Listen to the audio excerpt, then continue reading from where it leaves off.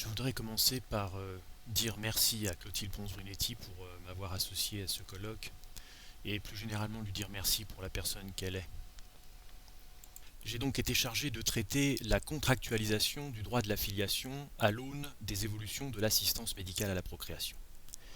L'ouverture de la procréation médicalement assistée à des personnes qui n'y avaient pas accès est une mesure phare du projet de loi sur la bioéthique. Il est prévu que les couples hétérosexuels fertiles, les couples de femmes, mais aussi les femmes non mariées, puissent recourir à cette technique, aujourd'hui réservée aux couples hétérosexuels infertiles. Le projet actuel aménage et élargit le périmètre tracé par la loi du 29 juillet 1994. La double exigence d'infertilité et de présence d'un couple qui faisait dire au professeur Gérard Cornu que la procréation médicalement assistée n'était pas une procréation de convenance ouverte aux personnes seules est sur le point de tomber. De thérapeutique qu'elle se voulait être, l'AMP se prépare à assouvir la revendication d'un désir d'enfant pour toutes, soit des convenances personnelles. De la convenance au conventionnel et au contractuel, il n'y a a priori qu'un petit pas. Est-ce que les évolutions de la filiation faisant appel à l'AMP, en particulier celles qui émanent des dispositions figurant à l'article 4 du projet, c'est-à-dire les futurs articles 341-9 à 341-13 du Code civil, est-ce que ces évolutions permettent de parler d'une contractualisation de notre droit de la filiation? La réponse à cette question est dépendante de ce que l'on entend par contractualisation, qui peut avoir une signification axiologique ou technique. Dans une acception axiologique, la contractualisation ou le contractualisme désigne, au sens large, le recul de l'hétéronomie face à l'autonomie dans l'ordre juridique positif. C'est un mouvement qui valorise la tendance à donner toujours davantage de place aux accords de volonté dans la création et la mise en œuvre des droits. Michel Villet soutenait que la vraie source du contractualisme était à chercher dans la philosophie moderne, peut-être dans le nominalisme qui pense tout à partir de l'individu, le volontarisme qui l'accompagne et le rationalisme. La contractualisation au sens axiologique du terme a donc des prémices apparaissant dès le XIIIe siècle au moins, au cœur de la querelle des universaux. Ce phénomène de contractualisation qui concerne toutes les branches du droit n'a toutefois pris une dimension sensible dans l'évolution du droit français de la famille qu'à partir des années 60. Héritière du nominalisme, cette contractualisation est aujourd'hui portée et accentuée par deux courants idéologiques prônant l'hyper-individualisme que sont le postmodernisme et le néolibéralisme. En vertu du premier, la valeur placée au cœur de la philosophie politique n'est plus le bien commun, mais l'épanouissement individuel. Se percevant comme unique, chacun entend échapper aux déterminismes sociaux de toute nature et aux identifications stables pour se construire son identité propre.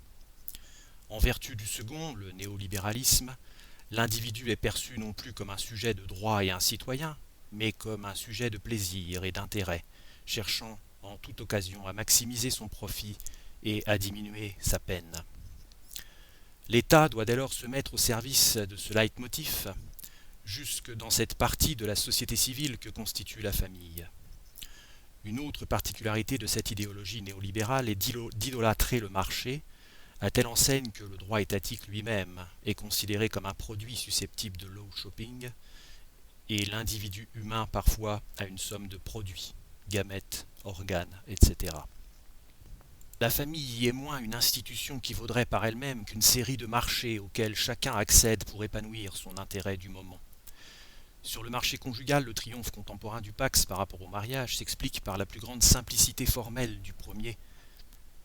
Sur le marché du divorce, l'individu marié verra son intérêt plus facilement satisfait grâce au divorce sans juge, plus vite obtenu, à défaut d'être moins coûteux. La filiation est également un marché de l'adoption, de l'AMP et de la GPA. Il est demandé aux législateurs de bien vouloir lever peu à peu les entraves qui empêchent certains offreurs potentiels d'accéder à la foire au bébé. Le projet parental est lui-même l'enfant idéologique du postmodernisme et du néolibéralisme. Cette vision postmoderne du droit en général et du droit de la filiation en particulier, fondée sur la volonté et le désir individuel, rompt avec la vision aristotélico-thomiste du droit qui repose quant à elle sur la nature des choses, le bien commun, un souci de justice et d'équilibre dans des rapports entre personnes et choses et non sur la volonté individuelle. Ainsi était-il conforme à cette nature des choses que l'homme, selon l'inclination qui lui est propre, ex sui ratione, s'adapte à une femme pour en avoir des enfants. La nature, donc la biologie et la vraisemblance, sont les fondements de l'axiologie classique. Le choc axiologique se manifeste par la déconstruction d'un droit de la famille traditionnellement fondé en ce qui concerne la filiation sur un système de preuves et de présomptions permettant d'établir la généalogie véritable de l'enfant, ou à tout le moins de lui donner un caractère vraisemblable. La tension entre le rôle revenant à la biologie ou à la nature et celui revenant à l'intention ou à la volonté dans l'établissement de la filiation peut être considérée comme une illustration de la distinction entre la vision classique et la vision postmoderne du droit. La percée de l'individualisme va en effet de pair avec une certaine débiologisation de la filiation qui consiste à rendre non biologique ce qui était naguère construit autour de l'idée de biologie et de nature. Dans son acception technique, la contractualisation prend un sens tout à fait différent et beaucoup plus précis. Elle désigne un mouvement qui consiste à rendre contractuel ce qui était jusqu'alors extra-contractuel. De même que la légalisation consiste à rendre légal ce qui était jusqu'alors illégal, la contractualisation consiste à soumettre au droit des contrats, car techniquement qui dit contrat dit droit des contrats, ce qui n'en relevait pas. En ce sens technique, la contractualisation procède du mouvement inverse à la décontractualisation, qui consiste quant à elle à faire échapper au droit des contrats ce qui y était auparavant soumis. Appliquée à la filiation, la contractualisation au sens technique signifierait donc que le lien de filiation à l'aune des évolutions de l'AMP a désormais pour source le contrat, alors qu'il avait jusqu'ici pour source la loi, la reconnaissance, la possession d'État, sans oublier éventuellement aussi le fait illégal accompli. Alors au bénéfice de ces précisions sémantiques, nous allons voir qu'il y a bien dans le projet une contractualisation du droit de la filiation au sens axiologique, mais qu'il n'y a pas de contractualisation au sens technique. La présence d'une contractualisation au sens axiologique. Je dirais que le projet de loi réalise une avancée certaine de la contractualisation, mais une avancée tempérée par ailleurs. Il y a certainement une avancée de la contractualisation au sens axiologique, puisque le projet de loi enfonce un coin supplémentaire dans le caractère institutionnel de la filiation. L'évolution en passe d'être consacrée élargit la palette des engendrements volontaires et des liens de filiation consentis. L'autonomie de la volonté et la liberté individuelle des couples de femmes et des femmes non mariées viennent conquérir un territoire en matière de filiation jusqu'ici inconnu, la conception d'un enfant. La filiation adoptive, filiation elle aussi volontaire par excellence, n'en permettait pas tant. Quelles sont les principales avancées de cette autonomie réalisée par le projet ? Le droit reflété par la loi bioéthique de 1994 pouvait encore se réclamer d'un certain mimétisme de la nature et du mythe de l'engendrement, puisqu'il n'admettait textuellement le recours à l'AMP que pour remédier à l'infertilité pathologique d'un couple formé d'un homme et d'une femme. Il s'agissait de conjurer l'accident tout en respectant, d'une certaine façon, l'ordre naturel des choses.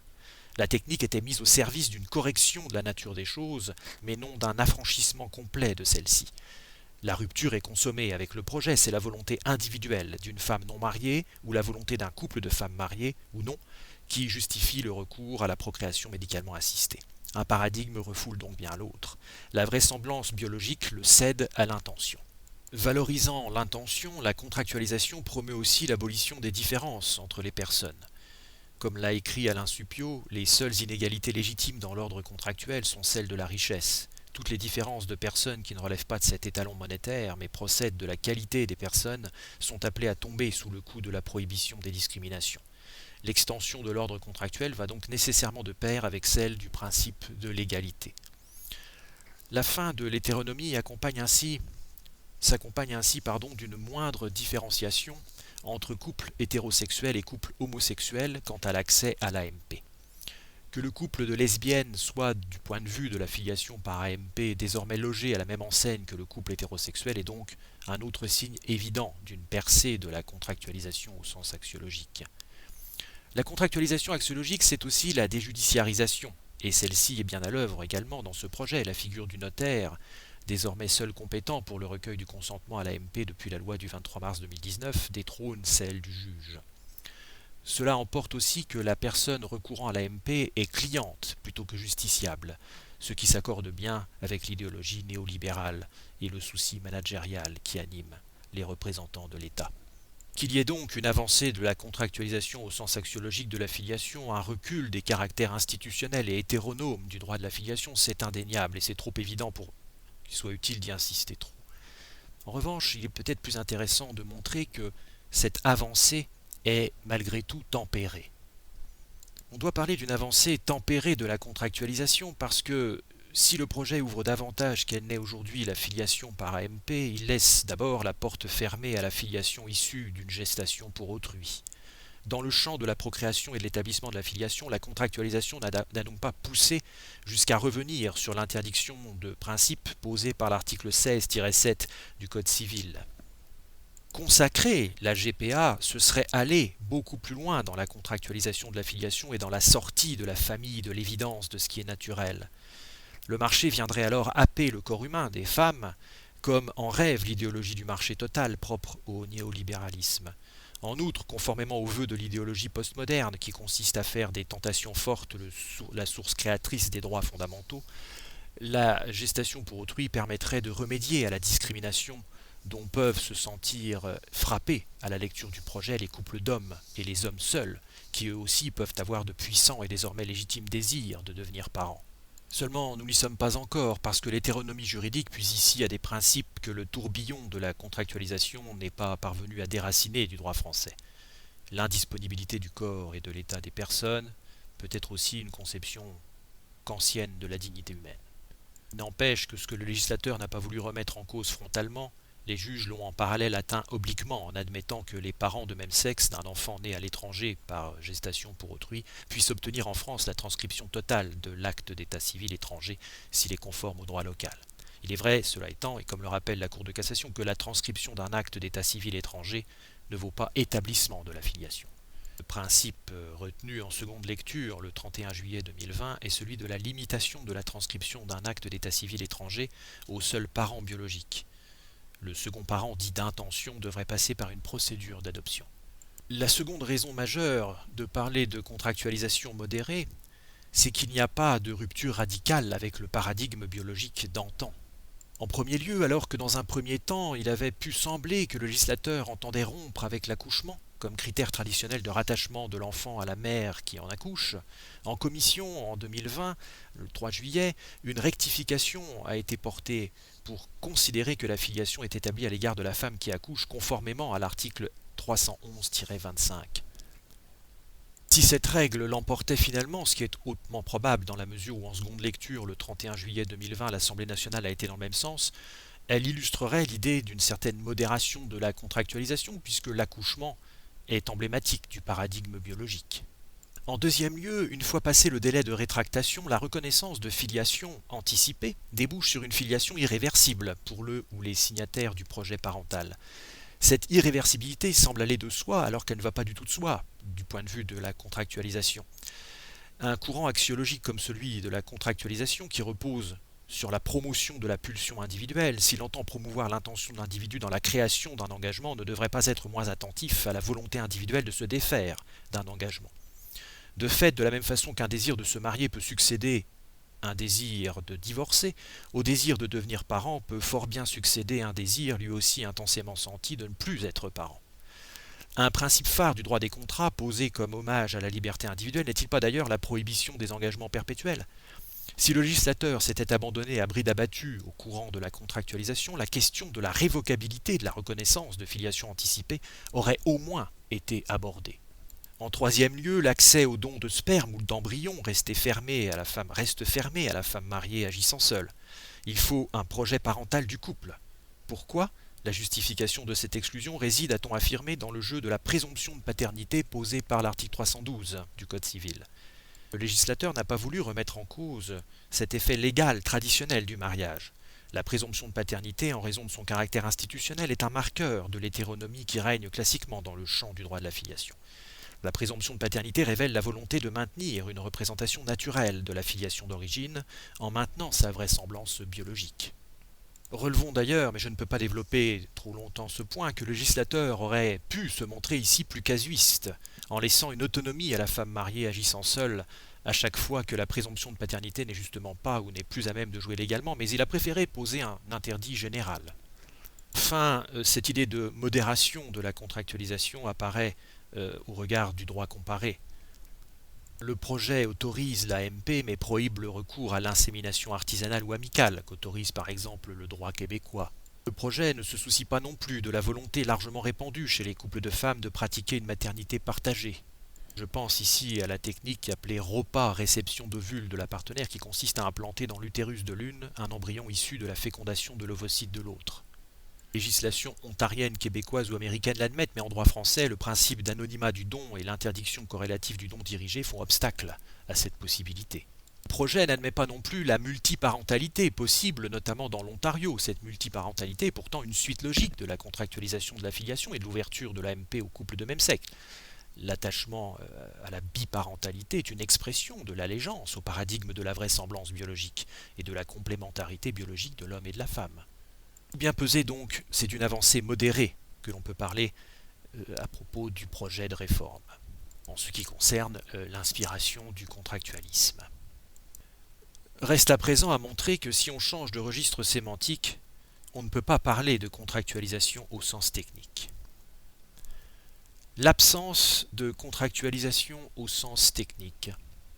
Il me semble qu'il n'y a pas de contractualisation de la filiation au regard de la notion de contrat, et qu'il n'y a pas de contractualisation de la filiation au regard du régime du contrat. À nos yeux, la relation entre les membres féminins du couple qui recourt à l'AMP n'est pas contractuelle. Il est bien question dans le projet de consentement d'acte de reconnaissance conjointe. Il est bien question aussi de révocation, de responsabilité, de loyauté, mais à aucun endroit il n'est question de convention, si l'on peut considérer le terme comme étant synonyme de contrat. Si le législateur avait eu l'intention de recourir à cet instrument technique, le contrat, il l'aurait fait, comme il l'a fait à propos de la convention de divorce ou de séparation de corps par consentement mutuel, dont on sait d'ailleurs qu'elle prive justement des faits le consentement donné à une AMP lorsque cette convention survient après la réalisation de l'AMP. En ce qui concerne la filiation par suite d'une AMP, les termes employés font assurément allusion à l'acte juridique. Il y a acte juridique chaque fois qu'une intention de réaliser des effets de droit est absolument indispensable et nécessaire à la production des faits de droit. La filiation par reconnaissance conjointe est bien un acte juridique, mais ce n'est pas un contrat. Pour résumer des points beaucoup plus développés dans le texte, ce n'est pas un contrat échange, puisque les intérêts des femmes du couple qui consentent à l'acte devant notaire sont strictement convergents. Il n'y a aucune permutation, il s'agit d'un projet parental, il s'agit de faire naître un enfant. Un contrat, même d'intérêt commun, suppose la rencontre d'intérêts. Or, dans la mesure où le projet attache des effets de droit à l'expression d'un intérêt isolé, il s'agit d'un acte unilatéral et non d'un acte conventionnel. Précisément, l'article 342-10 du Code civil, en tout cas du Code civil tel qu'il est projeté, se dispense de cet accord de volonté. Les couples ou la femme non mariée doivent donner leur consentement. La filiation monoparentale y est admise, le contrat suppose au moins 2 contractants, ou à la rigueur le contrat avec soi-même permet qu'il n'y en ait qu'une seule, mais qu'il n'y ait qu'une seule personne, mais qui contracte en 2 qualités distinctes, mais il ne saurait par conséquent ici être question de contrat pour la femme seule non mariée. Il manque en ce qui concerne son acte la dualité minimale constitutive de la notion de contrat. Une personne qui consent seule et en une qualité unique à un acte ne peut pas passer un contrat. Puisque le droit attache des effets de droit à l'expression d'une volonté isolée, il s'agit d'un acte unilatéral et non d'un contrat. Cette analyse de la situation par le recours à la qualification d'acte unilatéral semble pouvoir être menée même en présence d'un couple ayant fait une reconnaissance conjointe. Quand il y a projet bilatéral, le double je veux ne fait pas un contrat, mais un acte unilatéral collectif. Il n'y aurait donc pas acte unilatéral dans le cas d'une femme célibataire et contrat dans le cas d'un couple, mais acte unilatéral individuel dans le premier cas et acte unilatéral collectif dans le second. La reconnaissance conjointe procède alors de 2 assentiments convergents comme dans des actes unilatéraux conjonctifs. Si le droit de la famille interdit la conjonctivité de certains actes juridiques, comme le mariage ou le testament, il apparaît bien ici qu'il l'exige dans l'occurrence d'un projet parental bilatéral. Remarquons d'ailleurs que si le testament conjonctif est interdit en raison de la nature révocable du testament, qu'il s'agit de défendre cette nature révocable, le fait que la reconnaissance conjointe soit irrévocable suggère au contraire une possible conjonctivité. Alors, au regard de l'acte évoqué par l'article 342-10, le couple apparaît comme une partie unique et plurale, là où la femme célibataire apparaît comme une partie unique et individuelle. Cette reconnaissance conjointe se distingue de la reconnaissance de l'article 316 du Code civil. Cette dernière repose sur l'idée que l'enfant est bien issu biologiquement de celui des parents qui le reconnaît, comporte aussi une double dimension d'aveu ou de confession et d'admission selon les termes d'Ambroise Collin, alors que la reconnaissance conjointe ne comporte qu'une dimension d'admission. C'est la raison pour laquelle il a été proposé d'appeler plutôt cette dernière déclaration commune anticipée de filiation pour que soit évitée la confusion entre ces deux modes d'établissement de la filiation. La reconnaissance de l'article 316 est individuelle, comme la reconnaissance de la femme seule non mariée, alors que la reconnaissance conjointe est conjonctive. Les deux mécanismes partagent cela étant une nature juridique identique, ce sont des actes juridiques unilatéraux. La notion de contrat n'est donc pas concernée ici.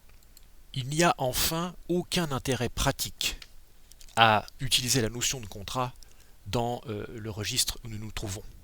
Le régime du contrat est autrement dit inutile. Le temps qui m'était imparti étant déjà écoulé, je veux vraiment abréger et vous dire qu'il y a 5 exemples au moins qui montrent qu'il n'y a aucun intérêt à retenir l'analyse contractuelle. Il serait ainsi inutile et même dangereux de raisonner en termes de stipulation pour autrui. Il n'y aurait aucun intérêt à parler de contrat d'adhésion. Il n'y aurait pas non plus d'intérêt, du point de vue du droit international privé, à contractualiser, c'est-à-dire à soumettre au règlement Rome 1 du 17 juin 2008, ce qui relève beaucoup plus logiquement du règlement Rome 2 du 11 juillet 2007. En conclusion, l'acte juridique unilatéral et la loi permettent de fonder tous les effets produits par la reconnaissance conjointe anticipée. S'il y a donc bien un établissement volontaire de la filiation, celle-ci procède d'une légalisation et non d'une véritable contractualisation au sens technique.